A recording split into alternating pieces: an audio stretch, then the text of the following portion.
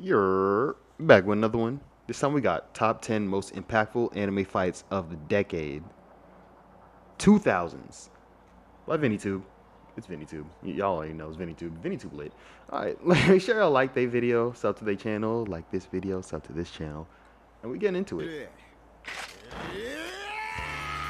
As we've been doing those look-backs at the previous year and decades, I suddenly had this brilliant idea. Why not go a bit back and feature fights from the 2000s? When you think about it, the 2000s is probably the era when a lot of us grew up on anime. Behold the era of the big three, but trust me, those For the popular longest shows time, that set the this is my landscape of favorite this fight decade won't ever. be all that The you'll longest see. time. In fact, I had some surprises in store for you, and while I doubt it, knowing you guys, you might even be able to find a show here with a fight that you overlooked by accident. Well, what are we waiting for? Let's get the ball rolling and start taking our furthest trip down memory lane to date. And Luffy was like, "Ugh, I'm not going to fall again." Like, I lost it. That was my favorite fight for the longest. True to its artsy and unique form, Samurai Champloo brings us the first among the top fights of the 2000s. Here, Mugen and Jin battle Karia, the so-called Hand of God. This fight shows much of Samurai Champloo's appeal. The artistic shots are there and the simple fluid sequencing of attacks is there too. I really like how non-Mugen sword fights in Samurai Champloo pretty much go against the typical shonen style of deadlocks and clashes of power. Instead, the fights are fast, fluid, and place emphasis on dodging and moving according to pre-planned moves. Karia is just the perfect type of opponent to set the two main characters on and to establish the overall power level in the series. The two of them got their asses handed to them by the sheer genius and style of their opponent. They really don't clash swords as often as Bleach. Bleach, they ting, just like that. Era of the Shonen Jump Big Three. In Mugen, And they the own first one to enter Mugen. the That's list the is name, the dude's Bleach, name. That's with the its Ichigo versus Mugen? Grimmjow fight. Grimmjow's one of Ichigo's most memorable rivals, in and Samurai it's not a surprise that they're Samurai Champloo. They over here only doing like blocking sword strikes rarely, like when they have to. They most of the time just dodge them. So they don't do the normal shonen sword thing of ting, I'll overpower you, and they have a whole conversation behind the swords. Like, bro, are you all even focusing? Like, just fight. final fight delivered in all regards. Personally, I don't consider this the best fight in terms of character building or clash of ideals. This fight, however, is king when it comes to good old slugfests, as Ichigo and Grimmjow went at it raw with unrestrained power, just as the 6th Espada wanted. Grimmjow may not be Ichigo's perfect foil, but he sure knows how to make an impact, and despite not having as much internal stakes as some of the previous Ichigo fights, Grimmjow versus Ichigo's final fight remains one of the most memorable and visually imprinting clashes in Bleach. Feeling massively overwhelmed, This arc was Ichigo so bet long, on all bro. he had up to this point, his raw will and resolve. With It was Orihime's so fate long. at stake, Ichigo got that last push he needed and ended up finishing Grimmjow with a slash that also doubled as one of the best fight screenshots in the arc. Like, how many episodes was this arc? What was this arc called, bruh? It's called. I was about to Google it real quick, but I can't even remember what the arc was called. Also, I still like the Ichigo versus Now, here's a show Byakuya that's rather more. niche compared to what we've taken a look at so But more normally on these lists, you see Ichigo versus Ukiura. So that was surprising to see Grimmjow, far. Jaggerjack on there. 2007's Moribito does start off with a bang, with a great fight coming in as early as the 3rd episode. Balsar shows off how much of a badass female lead she is by taking on several hunters at once. The numbers disadvantage doesn't seem to phase the seasoned warrior one bit, as she comes out right on top. Although, I've got to say, is that even really that surprising? Looking at the clip, you wouldn't expect Moribito to be a 2007 show, given how great the fighting looked. Fight choreography and the animation are all ahead of their time in this series. If you think that the fight looks great, then you might want to watch the rest of the series. With its themes and intriguing story, Moribito is a gem that deserves more appreciation. I don't understand how people fight with staffs. Just don't understand it. I see how you can fight with a sword, you can fight with an axe, you can fight, but a staff? Won't that break? What do they make the staffs out of? As far as big fights go, it has all the trigger signatures: over-the-top action, crazy twists and sacrifices, and the spine-tingling finish sequence fueled by fiery voice acting and Surairo Day's blasting. That's why I'm in the so low background. on Thinking about Lancer it now class. just I gives keep me forgetting that man's goosebumps, name, and I'm though. sure the same goes for some of you as well. It's hard not to In like Phase this Zero, fight because I'm it's so low probably on it peak because I just TTGL, don't and understand how you everything could we fight love with a about the staff. show is Like, condensed in this one decisive fight slash spear, with Team whatever it's Daiguren called. carrying the hope of humanity on their back. The final battle of TTGL truly is a landmark moment in the late 2000s. It capped off the show that put Trigger on the map, and the studio hasn't looked back ever since. You gotta be really skilled, actually, now I'm thinking about it. Like, he got my respect, but it's just kind of crazy how I don't see how you can do it. No, Hunter x Hunter had an anime way back, and it's from there where we'll be taking a look at the next fight on the list, Kurapika versus Uvogin.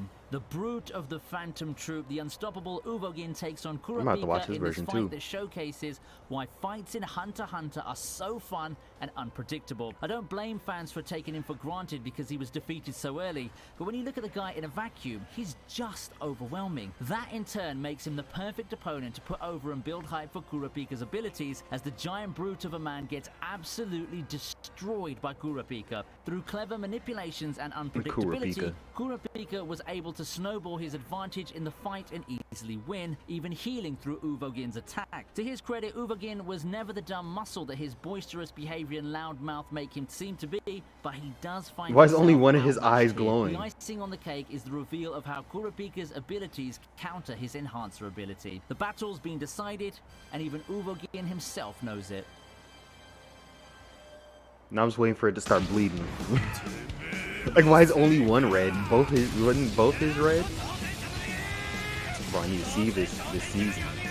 Our fifth place fight is a real slobber knocker featuring Takamura taking on Hawk. Brian Hawk and Takamura are basically foils for each other. Loud, boisterous, and perverted, the two are cut from the same cloth. Riding on a winning streak and being carried by an all-time high, Hawk confidently begins combat against the Japanese opponent, trading impactful punches and swinging back and forth. It was really a war inside the squared circle. At the fight's darkest moment, it's Takamura's unstoppable rage that allows him to finally He still got that bear claw in the wrong spot. Turned up to such an extent that it allows him to finally settle the score and put an end to the undefeated streak of Brian Hawk. The over-the-top fight is part of what makes Ippo such a classic. Where else do you see non-main characters being featured in such epic showdowns? The fight makes Takamura look so badass, and needless to say, he beat Hawk into retirement. Literally. Takamura won't be in another fight as awesome as this one. Put the fear of punches into him. Just like Sendo did to the other dude. I can still fight. Book me another match, bro. Book me another match. I can still fight.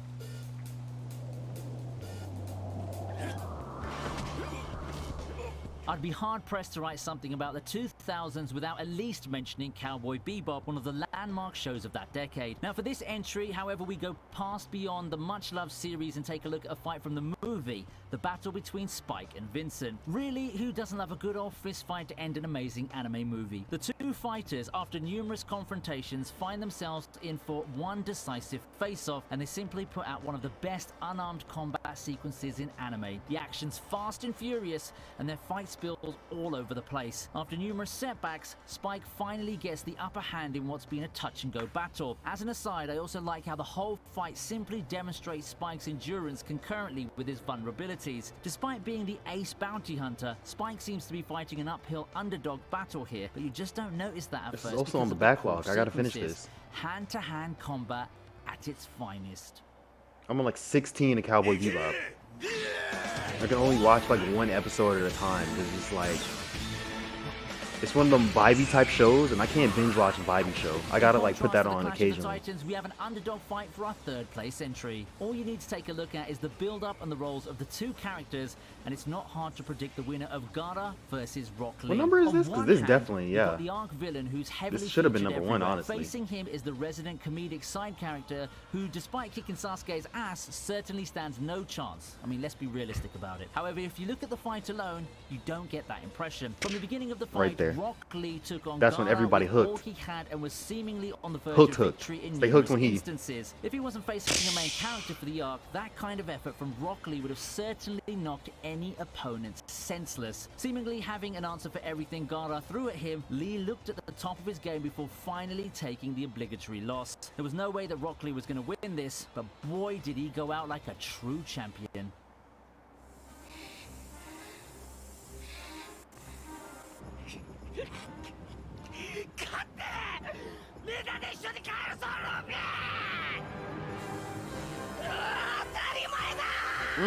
Over the years, One Piece has given Okay, us a well, it's lot got to of be number cool and one then. emotional fights. As one of the biggest shonen Because this is series out also a there, it's competitor for bound to number have one. several fights that are contenders to make it on this list. Now, why did I Oh, choose Luffy's fight versus my heart. I just saw Usopp versus Luffy for a second, bro. My heart. That look on his face still hurts me to this day. It's not my heart. Ah. Ah. Lucci specifically? In addition to the emotional Ah. context and the weight of the fight, I'd say that the battle against My Lucci is one emotions. of Luffy's fights that is all about his raw power. For a lot of fights, Luffy receives help in true shonen fashion, whether it be surviving Crocodile's initial assaults through luck or Law helping out against Doflamingo and others. However, this battle against Lucci's a good old physical brawl that, barring some motivations from Usopp, basically is a battle that Luffy won through effort. Not a lot of plot-related devices going on around to help Luffy secure the win, and we're treated to a nice little slugfest that features the two combatants answering each other with blazingly hard punches and physical feats.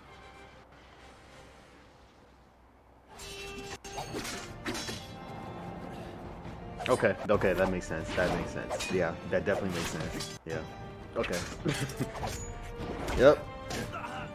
I've talked about this fight from Sword of the Stranger before. In fact, it topped another list that you might want to check out too. But I guess that's just a testament as to how awesome this climactic battle is. Throughout the movie, we've been treated to scenes of Luo Lang's feats, and the hype for the climactic battle's over the roof. All this time, we were made to wonder what Nanashi could possibly do to defeat his opponent, who's been shown to have the strength of an entire army, and trust me, that's no exaggeration. The fight at the altar is probably one of the best pieces of anime cinematography, not just in the decade, but in anime history as a whole. Think about that. The intensity of the fight's been amped up, and that's all thanks to the animation, the acting, and the soundtrack backing up the classic bout. If you have to pick an anime fight to represent peak anime battles in the 2000s, this one has got to be one of the strongest candidates.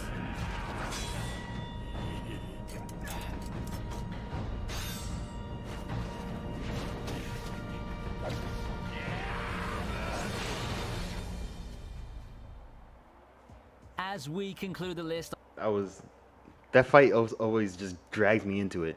I don't know why. It just always drags me. It's just like, I'm like, oh no, don't take me. Like, it's always like that. Always try to resist it, and I just get drawn and just every time. Every time. I hope y'all enjoyed this. Make sure y'all like, comment, subscribe. Especially subscribe. You should definitely do that. Because you're going to be back probably, most likely. There's a lot of people who just out here like, where is it? Analytics, blah, blah, blah. But a lot of people who not subbed, where'd that at? Reach.